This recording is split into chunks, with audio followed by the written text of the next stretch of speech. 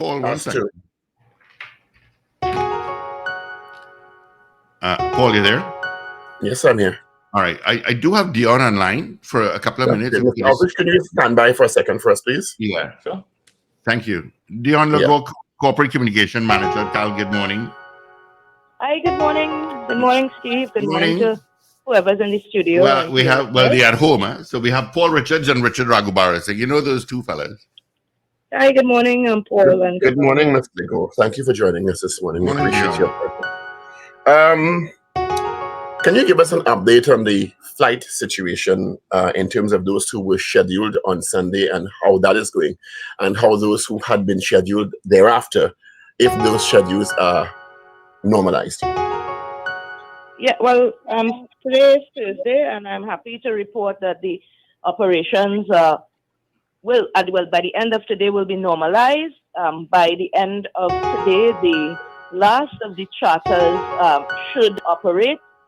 Of course, I actually have a call in a few minutes to get an operational brief, but we expect operations to be fully recovered today. The operations actually, as at Tuesday, began to normalize, where we were operating the recovery flight in parallel with the regular schedule. There is a very small percentage of persons to be moved at this time. The last of it is one international destination, and we are doing that. As you may be aware, as we have been putting out in the statements daily, the airline has leased, contracted, hired, whatever term you choose to use, charter services in order to move quickly the displaced customers. I want to take this opportunity, of course, to sincerely and wholeheartedly apologize to the persons that would have been impacted by this unplanned, unforeseen event. Prior to this, Caribbean Airlines, our operations were running smoothly. The teams were prepared, because you would appreciate it is coming to mid-end of August. This is a peak seasonal travel time, so that things were running smoothly. We were delivering the service that people rightfully expect. And since then, fortunately, our teams moved very quickly, because you would appreciate we operate in a highly regulated environment. And when one has to, you don't just get a charter, you have to get clearance to do so. We are in a regulated environment. Permits have to be granted. But in very short time, our team was able to put those things together with the support of the authorities who grant these permits. And we have been successfully able to operate these charters and operate the regular schedule as well. So those two operations have been running side by side, because at the end of it, it is about ensuring that our customers get to their final destinations. Dionne Cal is coming to some criticism in terms of their communication handling of this situation. What do you say to those people who would have criticized the information coming out while the incident was happening in real time? Well, I understand the communication they would have been referencing. You see, all right, let us be real and picture the scenario and place it very squarely in context.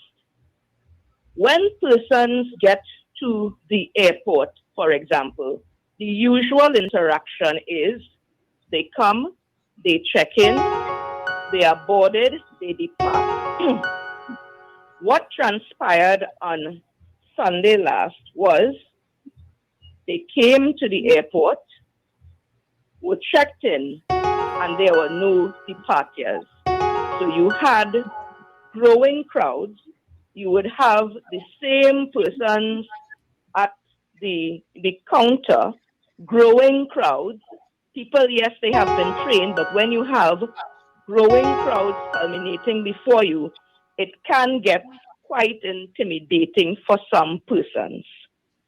At that time, we are also battling with multiple calls where there are additional services being cancelled. I assure you, because I was working from pre-dawn on Sunday, sending out information, but there will always be room for improvement in terms of when you are in your live partition, what is conveyed. There was support because we sent support teams to the airport to help with the large crowd. But of course, at that time, persons, we were trying to see what could be done to recover the operation immediately. When that could not take place, we then had to switch to see how could we then employ external support to recover the operations. So things turned from creeping delays into cancellations. Because remember, the objective would have been still to try to get persons to their destinations. So there would have been lag in terms of what would have been happening at any point in time. The initial communication that the airport staff would have shared with the customers at the airport that we were having some resource constraints. By later in the day, we were able to say exactly what the resource constraints were. So understand too the context of what would have been transpiring. While we understand that much of it happened was beyond your control, the consternation for most of your clients, your customers, and the wider population was that the communication, as you described it, was inadequate. And one would imagine, because you're a communications expert, that some sort of crisis communication protocol should have taken over. Yes, the protocol did come into play because, again, we were sending out information, but you're talking about the live partition, and that is one of the things in our review that we will be looking at closely. Because do you think there should have been a face attached as opposed to press releases? Because that's the consternation of Minister Shamfa Kudjo and many others. The press releases simply wasn't enough. And a live face, either the CEO or yourself, should have been facing the media.